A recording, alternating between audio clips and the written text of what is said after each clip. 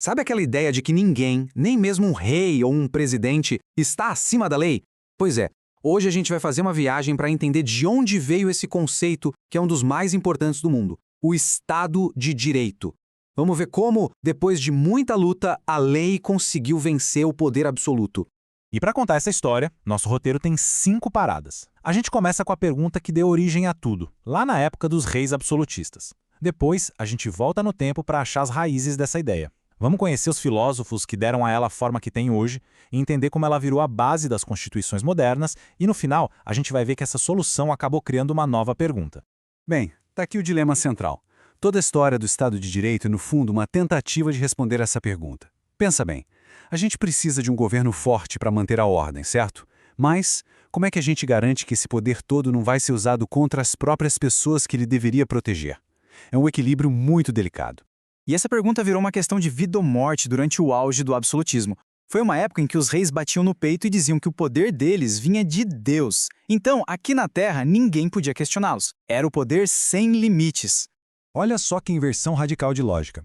No absolutismo, o rei estava acima da lei. Na verdade, ele era a lei. A vontade dele virava a regra. A grande e imensa revolução do Estado de Direito foi virar esse jogo. A lei passou a estar acima do rei. Ela se tornou uma espécie de jaula, sabe? Uma jaula para conter a fera do poder. Mas essa ideia de colocar limites no poder não surgiu do nada, não. As sementes dela foram plantadas, muito tempo atrás. Então, vamos dar um pulo lá na antiguidade para ver onde tudo começou. E essa linha do tempo é incrível porque ela mostra o tamanho da jornada. São mais de 1.200 anos entre a ideia filosófica de Cícero, lá na Roma Antiga, e a primeira vez que tentaram colocar isso no papel de forma prática, com a Magna Carta na Inglaterra medieval. Levou tempo para a coisa amadurecer. Cícero foi o cara que deu a base de tudo. Ele defendia que existe uma lei natural, uma lei que vem da razão e que é superior a qualquer lei criada pelos homens. E por isso, nenhum governante, por mais poderoso que fosse, poderia desrespeitá-la. A grande sacada dele era: quem deve mandar é a lei, não a vontade de uma pessoa só. Agora avançando rápido para 1215. A Magna Carta é o momento em que a filosofia encontra a briga política. O rei inglês, o João Sem Terra, estava abusando tanto do poder que os nobres se revoltaram e o forçaram na marra a assinar um documento. E esse documento, pela primeira vez na história, colocava limites claros, por escrito, no que o rei podia ou não fazer. Foi um passo gigantesco. E o ponto-chave aqui são esses 2 princípios. Primeiro, o rei não podia mais inventar imposto do nada. Precisava do consentimento dos barões. E segundo, que talvez seja o mais importante, ninguém podia ser preso ou ter seus bens tomados de forma arbitrária. Era preciso um julgamento justo. Essas são as sementes dos direitos que temos hoje. Agora, a gente chega no século XVII, a era dos grandes pensadores que construíram a estrutura intelectual, o esqueleto do Estado de Direito que a gente conhece hoje. Esse contraste aqui é fundamental para entender tudo. Para Thomas Hobbes, o ser humano era egoísta, o lobo do próprio homem. Então, para fugir do caos, as pessoas entregariam toda a sua liberdade para um soberano em troca de segurança. Já John Locke tinha uma visão mais otimista. Para ele, as pessoas já nascem com direitos, vida, liberdade e propriedade. O governo é criado só para proteger esses direitos e não para ser dono deles. E as ideias de Locke, claro, foram uma bomba. Se o governo só existe para proteger direitos, então o poder dele é limitado por natureza. E se o governo passa dessa linha e vira um tirano, o povo tem todo o direito de se rebelar. E para evitar que isso aconteça, o ideal era separar o poder de criar as leis do poder de executá-las. E aí, um tempo depois, já no século XVIII, veio o filósofo francês Montesquieu. Ele pegou essa ideia da separação de poderes do Locke e deu uma refinada, transformando ela na teoria clássica que virou modelo para quase todas as democracias do mundo. E aqui está a fórmula famosa. 3 poderes, cada um na sua. O legislativo faz as leis. O executivo administra e aplica as leis. E o judiciário julga os conflitos com base nessas leis.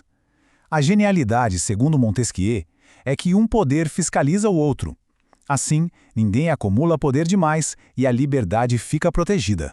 Bom, com todos esses ingredientes na mesa, a lei acima de todos, os direitos individuais e a separação de poderes, a gente finalmente tem a receita do bolo, a fórmula que define o que é uma Constituição de verdade nos dias de hoje. Essa frase, que veio lá da Revolução Francesa, é simplesmente perfeita. Ela é como um teste de qualidade. Um país pode ter um documento chamado Constituição, Mas se esse documento não garantir direitos e não separar os poderes, então, na prática, não é uma Constituição de verdade. É a certidão de nascimento do constitucionalismo moderno. Então, no fim das contas, a gente pode resumir tudo nestes 3 pilares. Primeiro, o governo tem que respeitar os direitos essenciais das pessoas. Segundo, todo mundo, do cidadão mais simples ao governante mais poderoso, está sujeito à mesma lei. E terceiro, o poder tem que ser dividido para que ele controle a si mesmo. Parece simples hoje, mas levou séculos de luta.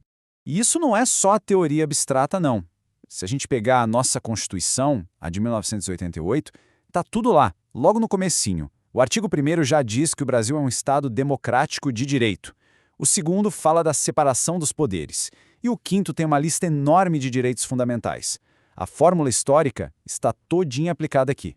E assim a gente chega ao nosso último ponto. A criação do Estado de Direito foi uma solução genial para um problema gigantesco. Mas, como acontece com toda grande solução, ela acabou trazendo à tona uma nova questão, um novo desafio.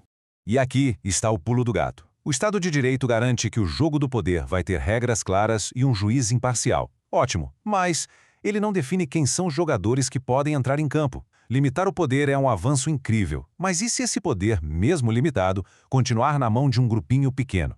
E a gente encerra com essa provocação. A luta pelo Estado de Direito nos deu a liberdade contra a opressão do tirano. Mas a luta seguinte seria pela liberdade para participar das decisões, para garantir que a lei não seja só um limite para o poder, mas também um reflexo da vontade do povo. E essa é a história da democracia. Mas isso já é assunto para outra conversa.